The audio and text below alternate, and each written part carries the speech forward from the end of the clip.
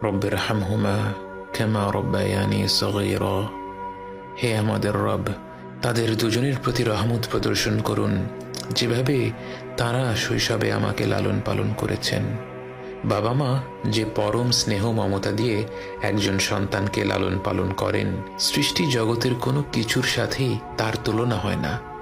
এই মমতায় কোনো স্বার্থ নেই, নেই কোনো শর্ত। যখন আমরা আল্লাহর কাছে বাবা মায়ের জন্য দোয়া করি, আমরা পৃথিবীর পবিত্রতম মমতার কথা উল্লেখ করে রব্বুল আলামিনকে বলি, আমার রব, আপনি এইভাবেই তাদের উপর রহম করুন। বাবা মায়ের জন্য এই দোয়াটি পবিত্র কোরআনের মাধ্যমে আল্লাহই আমাদের শিখিয়েছেন।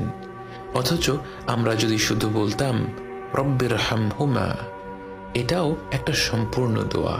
এর অর্থ, হে রব, আপনি তাদের দুজনের উপর রহম করুন। কিন্তু আল্লাহ আমাদের শিখিয়েছেন রব্বির হামহুমা কামা রব্বায়ানি সগীরা। শৈশবে তারা কতটা স্নেহ মমতা ভরে আমাদের লালন পালন করেছেন, এ কথা উল্লেখ করতে গিয়ে আমাদের মনে পড়ে যায় তাদের অজস্র আত্মত্যাগের কথা। এই পৃথিবীর বুকে আমরা ভূমিষ্ঠ হওয়ার আগে থেকেই বাবা মায়ের আত্মত্যাগ আরম্ভ হয়ে যায়। রাত পেরাতে গর্ভবতী মায়ের ঘুম ভেঙে যায়, যখন তখন প্রচণ্ড ক্ষুধা পায়, শরীর খারাপ হয়, বমি হয়। বাবাকে সর্বদা সতর্ক থাকতে হয়, গর্ভবতী মায়ের যখন যা প্রয়োজন সেটার ব্যবস্থা যেন দ্রুত করে ফেলা যায়। জন্মের পর থেকে বাবা মায়ের সময়সূচি বাচ্চাকে ঘিরেই গড়ে ওঠে।